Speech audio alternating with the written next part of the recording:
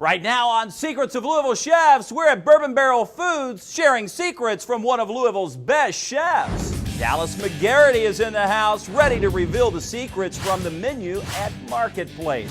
If you like artichokes, you're going to love this, and you're going to find out how to make it yourself. Plus, that's why I'm calling it slab bacon, because that's what it is. Pork lovers, listen up. Prepare for a piece of heaven. Every good dish needs a good cocktail. I say that all the time. If that's not enough, Chief Entertaining Officer Tim Laird is ready to shake up a throwback cocktail in tribute to Marketplace, called the Marketplace Sling. Oh, wow. Double wow. I'm Kevin Harned, and this is Secrets of Louisville Chefs.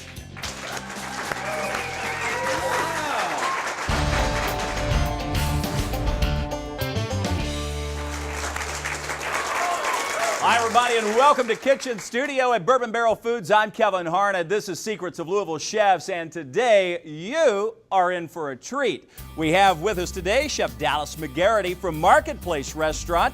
He's going to make us feel right at home as we learn the secrets to a very unique dish that you're going to be able to make in the comforts of your own kitchen after you learn the secrets. Of course, Marketplace is one of Louisville's favorite restaurants, serving a mix of cuisines from around the world.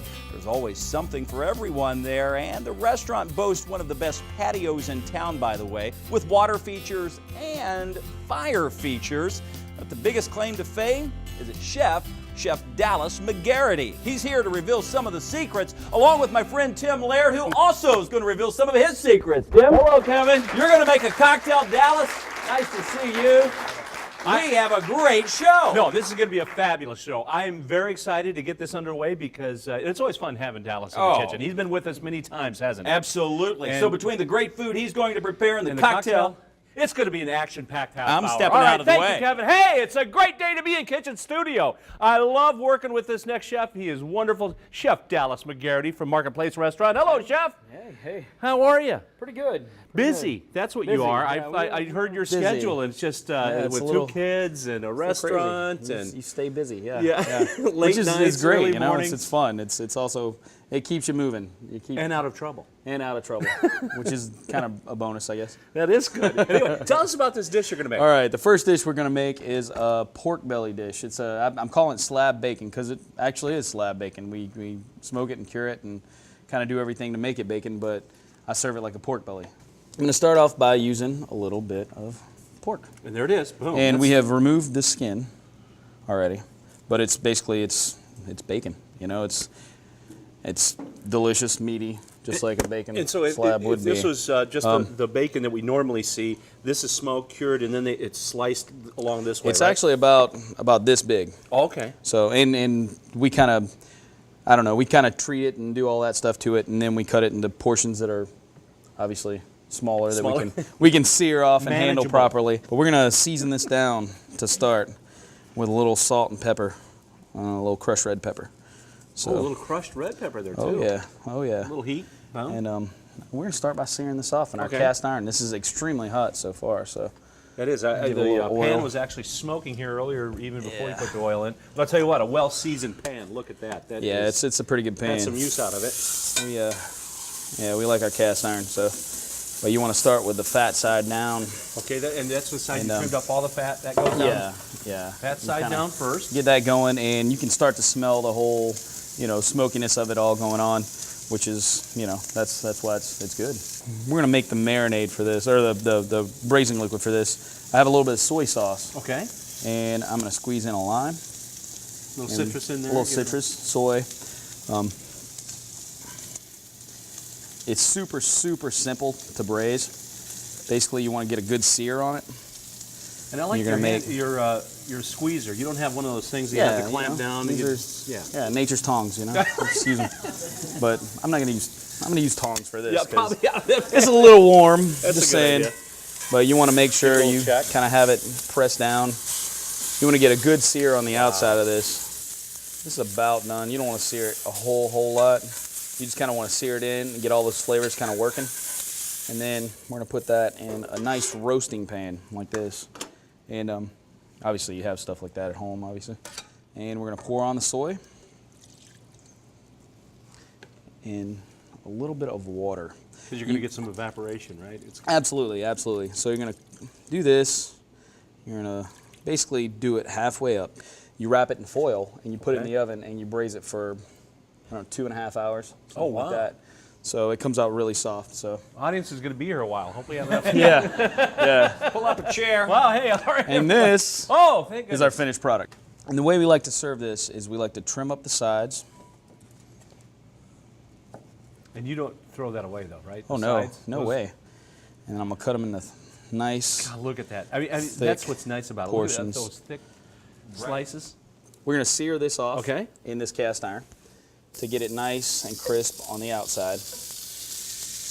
All right, we're going to start our plate presentation. All right. I'm probably going to move this out of the way. I'll plate we don't it. need to. So I love this. Again, pureed carrots. Yeah, super simple. Butter, I mean, and a little bit of the white curry.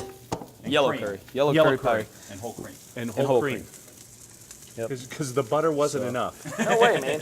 Kick it up a notch. Fat is flavor. We got pork belly too. You know, Come on. that's true. Fat is flavor. You know?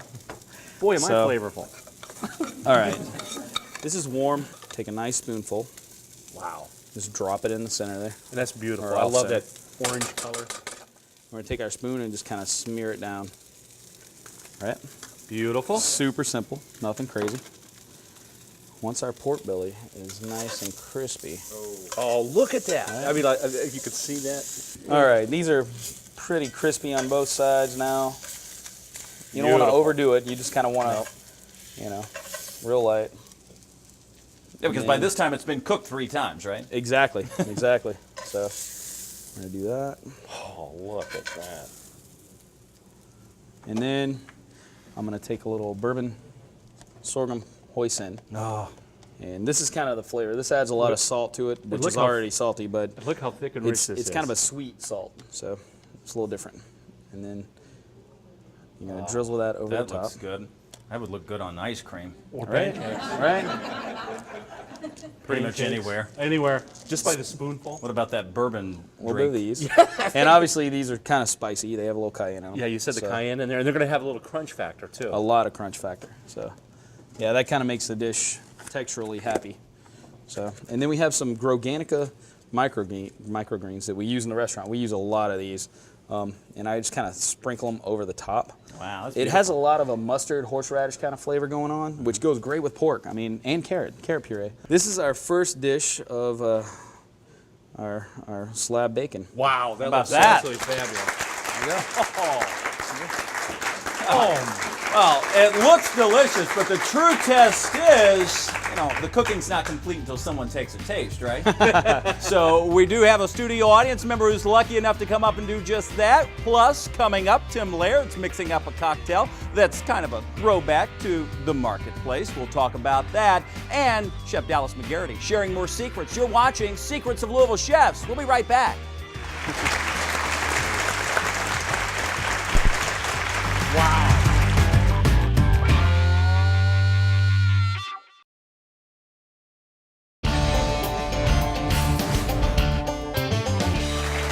Hi, everybody, and welcome back to Bourbon Barrel Foods and Kitchen Studio here. We are having a great time with Chef Dallas McGarity from Marketplace, and that's down on Theater Square if you're looking for it, by the way. But let me tell you, the food that comes out of that place, amazing. You've seen some of that here, and now that you've seen it, that's only part of the show. The other part's getting to taste it. Terry is here. Nice to see you. Nice to see you again. We have a lot of people out here that are jealous of you. They're all wanting to take a taste, and they'll have their turn after the show is over. But for the time's sake now, why don't you jump in and take a taste of this pork? It looks beautiful. Everything that comes out of the kitchen down at the Marketplace is a work of art, but it has to taste good for people to keep coming back. So my question to you is, would you go back? Absolutely. It's beautiful to look at. It's a beautiful thing happening in my mouth. Different textures. It's wonderful. Awesome. Well, that's a testament to Chef Dallas McGarity right there. He's one of Louisville's best, and that's awesome, isn't it, Tim? That is great. I'll tell you get what. You get a score like that. That's good. And I'll tell you what, just looking at it, I knew it was going to win right off the bat, just hearing all those ingredients and watching it being made. So definitely there's another accolade to Chef McGarity. Every good dish needs a good cocktail. I say that all the time. You know that? I agree. That's why I like hanging out with you. Exactly. We have fun. And I just happened to bring 2 2 glasses too, Kevin. So I know that's why you stuck around with us too. So well, anyway. right, I saw that. I was like, 1, 2, I've got 2 hands. And this is kind of a throwback. I love this cocktail. I'm actually calling it the Marketplace Sling. It's based on a traditional sling recipe with a little bit of updates. But anyway, start out with a shaker of ice. I'm going to put in about 2 ounces of Woodford Reserve bourbon. The bourbon was a great classic ingredient to many cocktails. So many people's favorite, too, Woodford. Oh, you hear I'll it tell all you. the time. It is. It's just a wonderful place in Versailles if you ever get a chance to visit it. Right in the middle farm of there, thoroughbred beautiful. horse country. Gorgeous. And then my sweetener is going to be a little bit of honey syrup, about a ½ ounce. This is 1 part honey, 1 part water, because if I put just the syrup, just the honey in there, it would be hard to shake. And by adding the water, you can make this ahead of time, keep it in the refrigerator So you for a just couple cook of that weeks. down? Absolutely, about a ½ ounce. That's going to give me my sweetener of this. And the old classic cocktails, think about Manhattans or Old Fashions. They always had bitters in it. So a couple splashes of aromatic bitters are going to go in. Easy to find Boom. those. Absolutely, all over.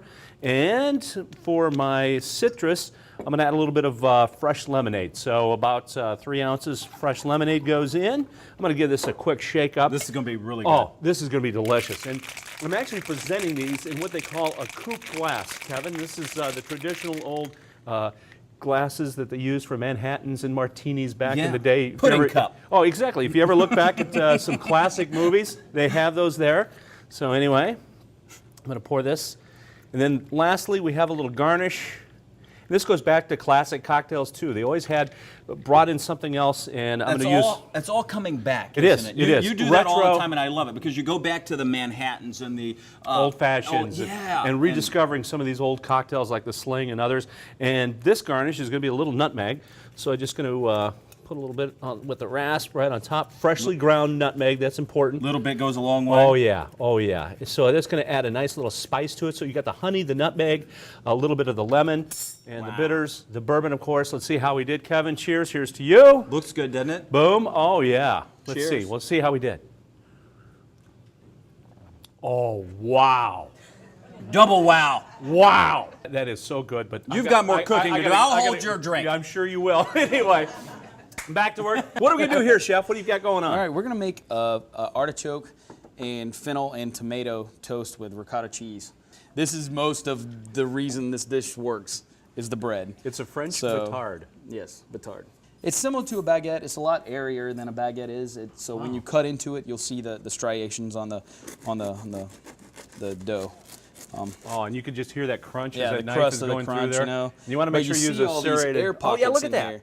It's a Oh. little different. Baguettes are usually a little tighter. They're a little more firm on the inside. That's true. And with these air pockets, what's great is no matter what you put on there, olive oil or whatever, it just suck it, It right in. absorbs it. Yeah, that's why I like using a batard. I love it. So, but I'm gonna cut it probably pretty thick. And always use a serrated knife for Yeah, this. I mean, that really serrated helps. is a little easier to use, you know. Otherwise, you're just jamming it down there. The bread crushes. And Exactly, you know. So it's it worth just happens. investing into that. Or And just this- tear it apart. This Kevin just actually dunked is it. a little tomato knife that I like to use for tomatoes. Oh, perfect. So it's it does it's double duty. Absolutely. Yeah. So, anyway, we are going I have to. like one knife in my whole kitchen. I know. Just use it for everything. I've got a tomato knife too. Fantastic. Yeah. It happens, you know. So, we're gonna take these. I like to season them before I grill them. Usually, I like to grill them in a cast iron pan because it has course. a lot of flavor. So, I was going to say, because the pan already has flavors in it. It's been seasoning. All kinds of Exactly. wonderful things go in. we got a little extra virgin olive oil that I kind of just drizzle over it. And that Which looks- is already, I mean, it already looks great. You know, Oh, are it's you just kidding? like You bread could- and olive oil. You Who can stop right who can there go wrong and with that? just Yeah. go right on. Maybe Yeah, throw that so- Parmesan cheese on there, salt and pepper. I'm done. I got a little sea salt. Beautiful. that I like to just kind of sprinkle over it. And this is coarse ground sea salt. That's kind of made a big comeback too, it seems, in recent years. More Oh, people absolutely. in It the has home so much kitchens flavor. I mean, you using get sea that salt. big chunk of salt when you bite into something, and it kind of makes everything pop. And it's easier to season because you can see it. I mean, sometimes if it's Absolutely. too granulated, you get too much on there. Well, Whereas yeah, this- only use kosher salt at home if you're going to use something, or coarse sea salt. You know, it's one of those things. But we're going to put this in right in the cast iron. cast iron. We're going to hear that sizzle. Now, I notice oftentimes breads and a number of other things that you press it down. Yeah. Why is that? Well, so it gets most of the contact with the actual pan, so that way it can brown faster, and you can, I don't know, you can kind of get that crispiness all across. Because if you don't have the crispiness, obviously, why make a toast? Right. Yeah, good point. You know. So right here we have a fennel bulb. This is fantastic stuff. This is local. It's got an anise flavor. It's a little bit, you know, it's obviously it's used in Italian food a lot. Right. The top part we are going to take off. Cut it in half, and there's a core in the center. You want to take that core out. Well, I can smell just as you cut into that. Yeah, Oh, it just comes alive. I'm going to slice it as thin as I can get it with a knife. You don't want it too thin, but you don't want it too thick. It's something you could add this to salads too, right? I mean, Absolutely. I mean, another Absolutely. use of Absolutely, yeah. the bulb. This is fantastic stuff. So just kind of throw that in there. We're going to let this marinate. We're going to take a little red wine vinegar, which is kind of my go-to vinegar in the kitchen. It has a lot of flavor, but it's not like obtrusive. It kind of, you know, it makes everything kind of mellow, but you still get that vinegar. And it'll soften that up too a little bit. Absolutely. fennel. It'll marinate it. So, and then a decent amount of extra virgin olive oil in this. I like how rich that looks. Yeah, it's dark fantastic green, oil. beautiful. Yeah. But anyway, we're going to toss that around. And if you toss it around a little bit, you see the vinegar and the oil start to activate together and kind of make a vinaigrette. It kind of coagulates. Oh, it does. Emulsifies Yeah. a little bit in there. Yeah, everything comes together. And that's nice. And when you So- do this, you should use an expensive olive oil. Absolutely. Don't skimp on the use a olive fantastic, oil yeah, when you're doing. fantastic olive oil. Since you're not cooking it, Right. you kind of want something that's going to have a lot of flavor Especially if you're making it for Tim and I. Right. because they like flavor. We like flavor. Now we're going to make the ricotta part of the toast. This is whole milk ricotta cheese. Oh, okay. It's fantastically rich. I mean, that's serious ricotta cheese right Oh, there. that is We're gonna add a little minced garlic. beautiful. This is fresh garlic. You can't buy that canned minced stuff. No, that doesn't don't do really that. work. Don't cheat yourself. You know, you've gone this far. Let's do it the rest of the way, right? So, and I have some grated Parmesan cheese. Parmigiano. Yep, Parmesan, ricotta, garlic, right? And again, that's something you should grate yourself too. Don't buy the little Absolutely. thing in that little container. 100%. Yeah, yeah. Because it 'Cause really isn't that stuff hard. is- I mean, well, and who knows how long that stuff's been sitting on the shelf? You know, it's years. it could have been, there for like since World War II or something. So, a little salt and pepper in the mix, and then a lot of times at the restaurant we do this in the food processor, but for this application, I'm gonna just smash it all together with a little salt and pepper. Is that all the ingredients in that? Yeah, that's it. While you're mixing that up, we're going to take a quick break. When we come back, we're going to plate it up so you can see the final product from Chef Dallas McGarity. You're watching Secrets of Louisville Chefs.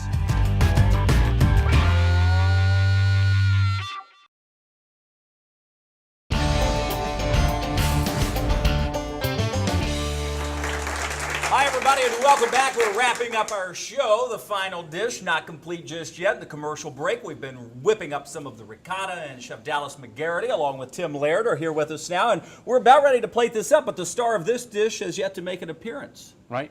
I guess The artichokes. So the artichokes are coming back. And these are artichoke hearts, just the kind you would buy in a jar, you know, imported, whatever. They still kind of have the stem on them because I kind of like that. Yeah. It adds a lot And of that's flavor all in. edible, yeah. Yeah, the stem is fantastic. The stem is the best part for me, but, you know, some people like the artichoke. But I just kind of cut them into quarters for this dish.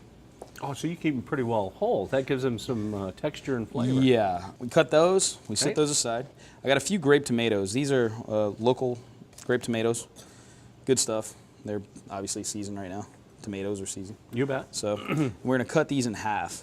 And that's why I like having this tomato knife. This is kind of one of my secrets. Okay. So having a nice tomato knife, which this is a Wusthof tomato knife, so go out and buy all you can. And, Oh, look at this secret. Now watch this. and I just kind of put my hand on top. You can do this with a plate. Oh, I've just You learned can- a great secret. Yeah. Yeah. Watch. Yeah, you won't be able to come in to work. I know, right? He's going to call in and be like, oh my God, my fingers. Oh, over here. Oh, I'm So- not kidding. I cut those things up one at a time every There you time go. I have to. I know. Look at that. See? Did you see how Idiot. fast that was? How fast is Yes. that, right? That was like So- a processor. Who knew? But wait, there's more. If you order But the wait. tomato knife today, we're going to show you how to cut this. You're We can watching cut through a QVC. can. Yeah. It's amazing. So, The amazing tomato knife. so we can start plating up right now. We have okay. basically all the ingredients. All right, Okay, what we're all gonna right. do? We're gonna take our olive oil side, our toasted side. We're Beautiful. gonna take the ricotta and you're gonna kind of smear it across like the a top. good schmear. Look at good that. smear on Oh top. my right? God.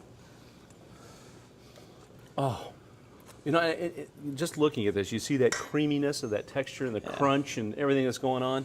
Yeah, That it's- fresh olive oil. This is works great. well. Wow. And you hear it kind of, when you're smearing it, it's kind of like crunchy. You know, that's kind of what you want. We're going to take the artichokes and kind of place them on there.